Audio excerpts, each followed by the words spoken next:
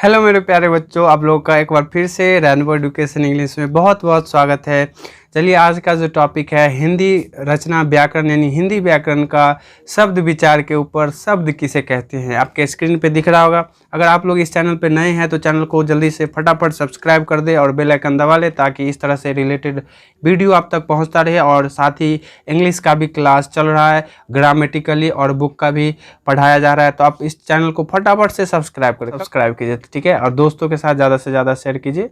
आप लोगों को पता ही है गिव अवे चल रहा है, तो आप लोग जितना जल्दी से सब्सक्राइब और शेयर करेंगे, किन्हीं टॉप बोलो या लकी व्यूअर बोलो, उनको ये हिंदी व्याकरण 5 आदमी को दिया जाएगा। अगर आप उनमें से बनते हैं तो हो सकता है आप भी लकी बन सकते हैं, तो बुक अच्छा रहेगा आप लोग, और फ्री का गिफ्ट समझ के आप लोग कीजिए इसे, ठीक है। तो किन्हीं 5 आदमी को आप लोग के पास गिफ्ट जाएगा। चलिए स्टार्ट करते हैं बिना कुछ देर के हुए। शब्द किसे कहते हैं, ठीक है। तो शब्द जानेंगे शब्द किसे कहते हैं। यहाँ से देख सकते हैं चैप्टर 2 शब्द विचार। तो शब्द किसे कहते हैं, वर्ण या ध्वनि के सार्थक मेल को शब्द कहते हैं। सबसे पहले हम लिख लेंगे कॉपी में, एक हिंदी व्याकरण का कॉपी बना लेंगे पतला सा, और जो भी है उसमें पढ़ाई करते रहेंगे। वर्णों या ध्वनि के सार्थक मेल को शब्द कहते हैं, ठीक है। अब इससे पता चल गया। इससे पहले वर्ण क्या होता है, ठीक है, या वर्णों की ध्वनि, तो इसे पिछले वाले वीडियो में हमने पढ़ा चुका है। अगर आप लोग नहीं पढ़े हैं तो बहुत ही छोटा सा समय निकाल के, छोटा सा वीडियो है, उसमें जाकर के आप पढ़ सकते हैं और समझ सकते हैं, और अच्छे से वर्ण वैसे पढ़ा चुके हैं। तो इस तरह से अभी देखते हैं शब्द क्या है। अब जाके लिंक डिस्क्रिप्शन में मिल जाएगा, देख सकते हैं आराम से। तो वर्ण या ध्वनि के सार्थक मेल को शब्द कहते हैं। फिलहाल यही देखेंगे, जैसे गाय, घर, रोटी, हिमालय इत्यादि। तो इसे हम क्या कहेंगे, शब्द कहेंगे। अब बात है जो शब्द हिंदी व्याकरण रचना के अनुसार शब्द कितने प्रकार के होते हैं, ठीक है।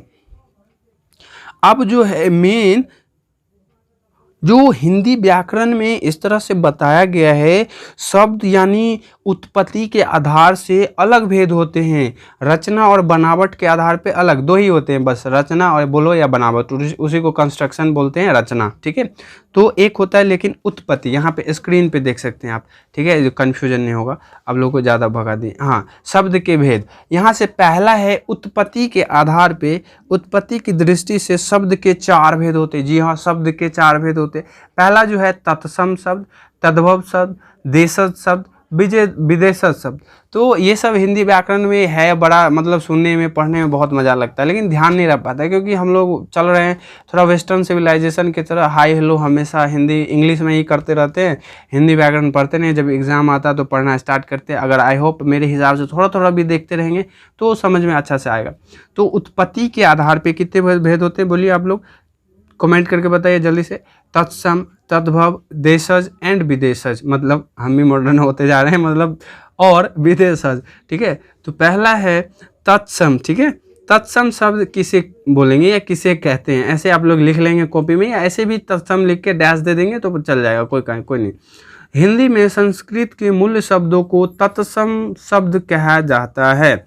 हिंदी में संस्कृत के मूल्य शब्दों को, जितने भी संस्कृत के मूल्य शब्द हैं सभी को क्या कहा जाता है, तत्सम कहा जाता है, ठीक है। ये शब्द आज क्या लिखा हुआ है, आज ज्यों के त्यों व्यवहार में आते हैं, जैसे जगत, फल, पुष्प, पुस्तक, पृथ्वी इत्यादि बोल सकते हैं आप। तो ये हो गया तत्सम। जी हाँ, एक बार और रिपीट कर दो, हिंदी में संस्कृत के जितने भी मूल शब्द को हैं उन सभी को तत्सम कहा जाता है।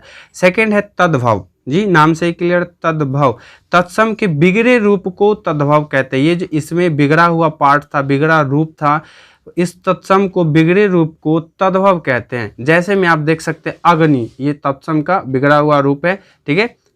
कुब्ज, तत्सम का बिगड़ा हुआ शब्द है, कुबरा, तद्भव, ठीक है। इस तरह से कर्पूर का क्या है, कपूर, तो इस तरह से अग्नि का आग हो गया था। तो तत्सम के बिगड़े हुए शब्द को तद्भव कहते हैं। जैसे देख सकते हैं आप, अग्नि का आग हो गया, कुब्ज का कुबरा हो गया, कर्पूर का कपूर हो गया। थर्ड जो है मेरे पास देशज, ठीक है। देशज, देश की बोलचाल में पाए जाने वाले शब्द को देशज बोल जाते हैं। जी हाँ, देश के जो बोलचाल की भाषा है, पाए जाने वाले शब्द को देशज बोलते हैं, ठीक है। जैसे में डिबिया, फुनगी, तेंदुआ, लोटा, पगड़ी। आप लोग लोटा थोड़ा समझ रहे हैं, डिबिया भी नहीं समझ रहे होंगे थे सही से। आप लोग गांव से तो हर एक कोई रहता है, बिलोंग करता है, तो कहीं ना कहीं पता होता ही है।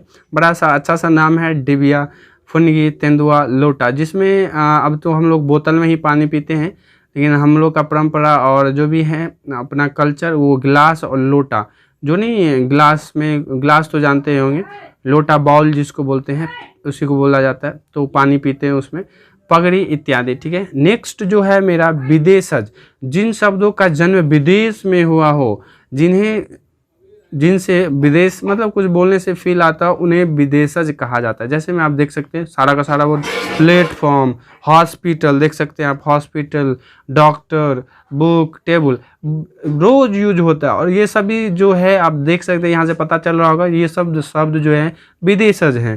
ठीक है, अरबी में क्या बोला जाता है, असर, किस्मत, ख्याल, दुकान।